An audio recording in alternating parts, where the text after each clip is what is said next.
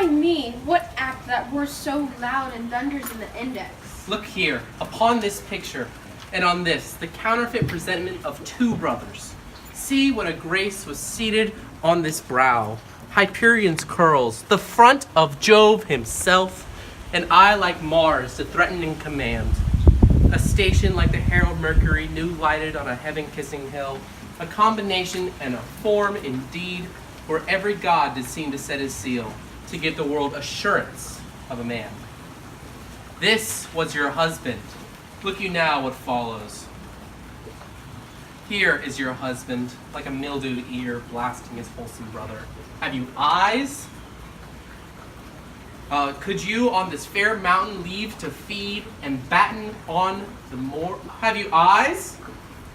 You cannot call it love, for at your age the heyday in the blood is tame, it's humble, and waits upon the judgment. And what judgment would step from this to this? Sense, sure you have, else you could not have the motion.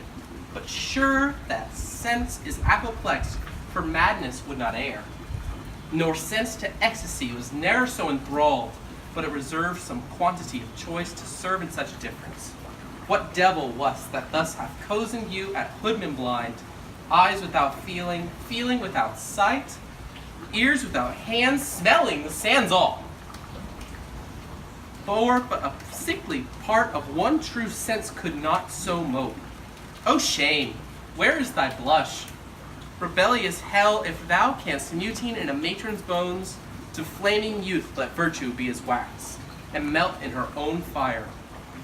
Proclaim no shame, and when the compulsive ardor gives the charge, since frost itself as actively doth burn, reason panders will. O Hamlet, speak no more. Thou turnest mine eyes into my very soul, and there I see such black and green spots as will not leave their taint. Nay, but to live in the rank sweat of an enseamed bed, stewed in corruption, honeying and making love over the nasty sty. Oh, speak to me no more. These words like daggers enter mine ears. No more, sweet Hamlet. A murderer and a villain, a slave that is not 20th part the tithe of your precedent lord, a vice of kings, a cutpurse of the empire, and the rule that from the shelf the precious diadem stole and put in his pocket. Good, that's good. No more! A king of shred and patches? Save and hover o'er me with your wings, you heavenly guards. What would your gracious figure? Alas, he's mad. Do you not come, your tardy son, to chide, that lapsed in time and passion lets go by the important acting of your dread command? Do not forget, this visitation is but to whet thy almost blunted purpose. But look, amazement on thy mother sits. O step between her and her fighting soul, conceit and weakest body, strongest works. Speak to her, Hamlet. How is it with you, lady? Alas, how is it with you, that you do bend your eye on vacancy, and with the incorporeal air do hold discourse? Forth at your eyes your spirits wildly peep, and as the sleeping soldiers in the alarm, your bedded hair, like life and excrements, starts up and stands on end. O gentle sun, upon the heat and flame of thy distemper, sprinkle cool patience. Whereon do you look? On him, on him! Look you, how pale he glares, his form and cause conjoined, preaching to stones would make them capable. Do not look upon me, lest with this piteous action you convert my stern effects. Then what I have to do will want true color, tears perchance, for blood. To whom do you speak this? Do you see nothing there? Nothing at all, yet all that is I see. Nor did you nothing hear? No, nothing but ourselves. Why, look you there. Look how it steals away, my father and his habitat as he lived. Look where he goes, even now, out the portal. Very coinage of your brain, this bodiless creation, ecstasy, is very cunning in. Ecstasy? My pulse as yours doth temperately keep time, and makes as healthful music. It is not madness that I have uttered. Bring me to the test, and I the matter will reword. which madness would gamble from. Mother, for love of grace, lay not that flattering unction to your soul, that not your trespass, but my madness speaks. It will but skin and film the ulcerous place, whilst rank corruption, mining all within, infects unseen. Confess yourself to heaven. Repent what's past. Avoid what is to come. And do not spread the compost on the weeds to make them ranker. Forgive me this, my virtue, for in the fatness of these pursy times, virtue itself of vice must pardon beg. Yea, curb and woo for... O Hamlet, thou hast cleft my heart in twain. Oh, throw away the worser part of it, and live the pure with the other half. Good night, but go not to mine uncle's bed.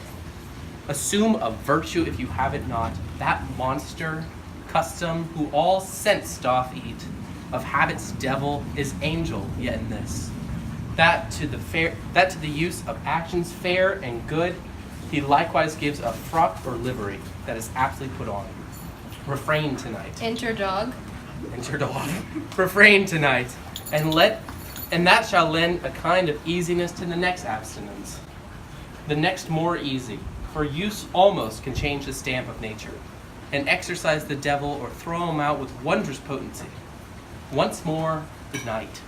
And when you are desirous to be blessed, I'll blessing beg of you. For this same Lord I do repent, but heaven hath pleased it so to punish me with this, and this with me, that I must be their scourge and minister. I will bestow him, and will answer well the death I gave him. So again, good night.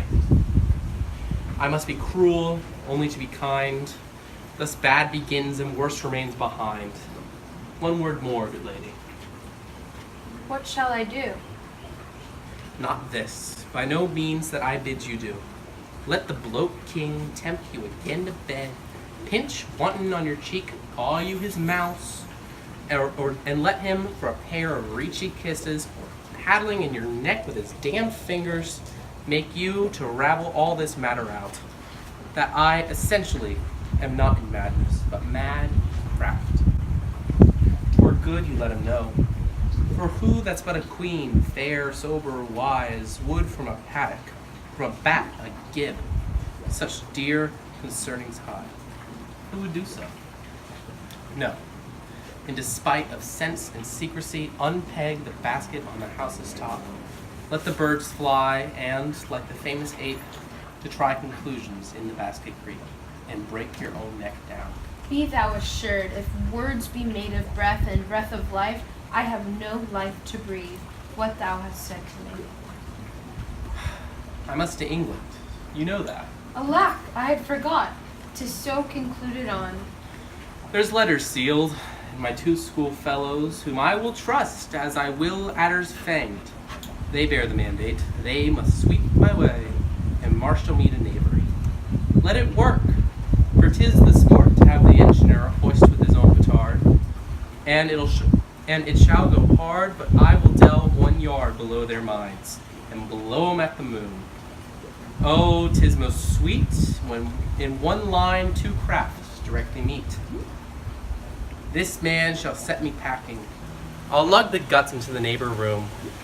Mother, good night. Indeed, this counselor, who is now most still, most secret, and most grave, who was in life a foolish prating knave.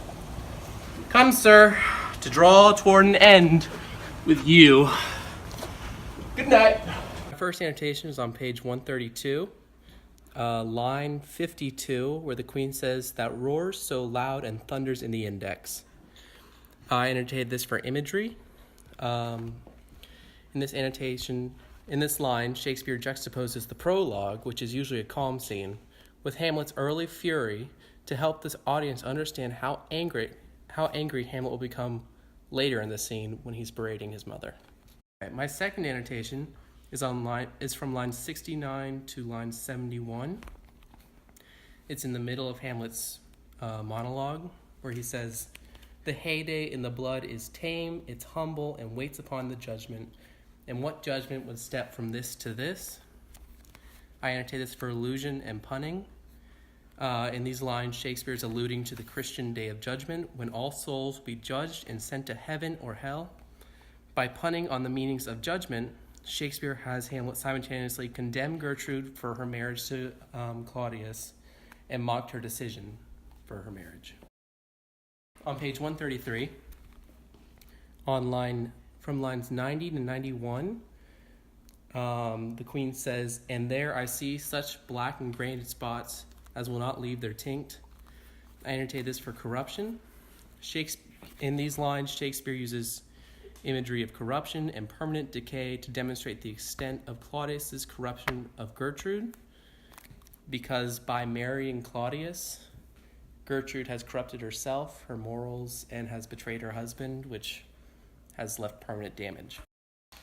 My second annotation on this page is from lines 95 to 96, where the Queen says, "These words like daggers enter in mine ears, no more, sweet Hamlet." I annotated this for words equal daggers. In these lines, Shakespeare uses the simile to demonstrate the extent of Gertrude's guilt.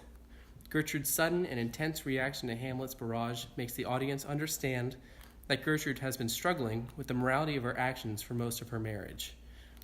Act 2, we can see her earlier struggles in Act 2, Scene 2, where the Queen believes that Hamlet's madness is due to her marriage to Claudius. So she recognizes that this is a problem, but it's not until Hamlet starts to really yell at her about it that she understands how bad it is.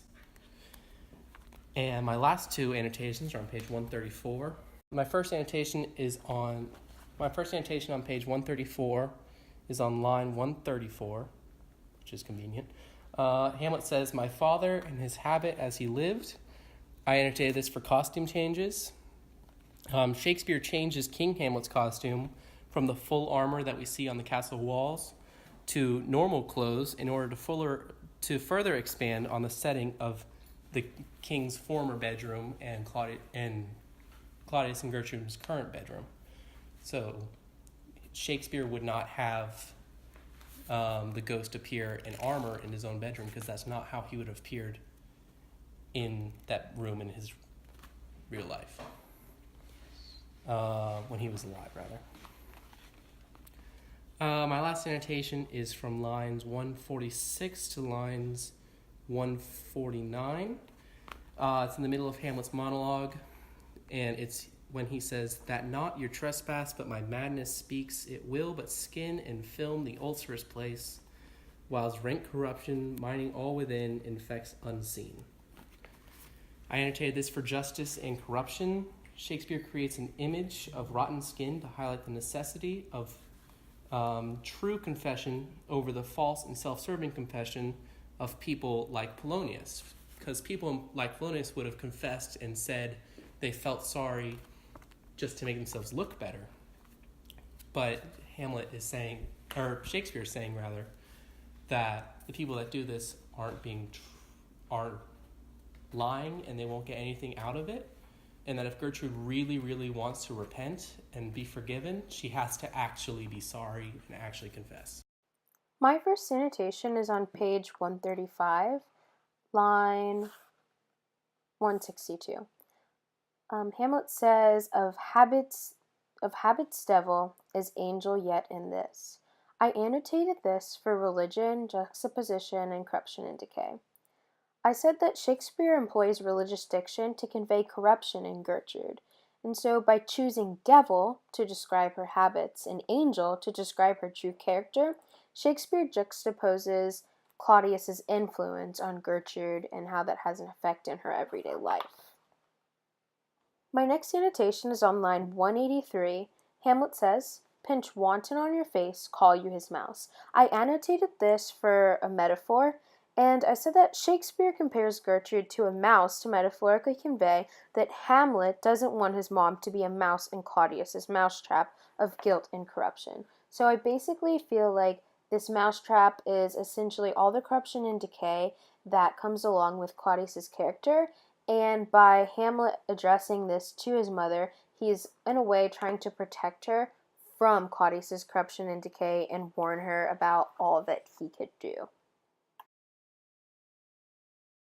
On page 136, line 197, the Queen says, "Be thou assured, if words be made of breath, and breath of life, I have no life to breathe what thou hast said to me."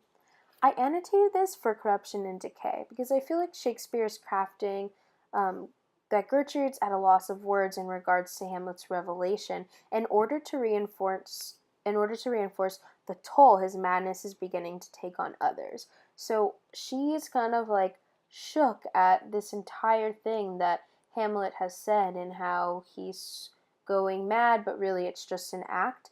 And so the fact that Shakespeare makes the Queen so surprised and just completely at a loss of words really again reinforces that like his madness is starting to affect many other people outside of himself. My final annotation begins on line 204, and Hamlet's saying that they bear the mandate. They must sweep my way and marshal me to knavery. Let it work. By they, he's referring to Rosencrantz and Guildenstern, basically the people of his death note. And I annotated this for rotten leadership and foreshadowing. Shakespeare includes Hamlet's aware of Claudius's plan to have him executed in England to further reveal how rotten yet predictable he is as a leader. And so, in order to gain success, Claudius knocks down the people in his way, and he's doing that again. Shakespeare makes Claudius's character do this again and again and again to really reinforce that he is a rotten leader. He doesn't do things by merit. He does things by just taking and slashing what he can take out of his way, so that he gets the most power in every situation. But now Shakespeare's showing that Hamlet's like and other characters are catching up to this.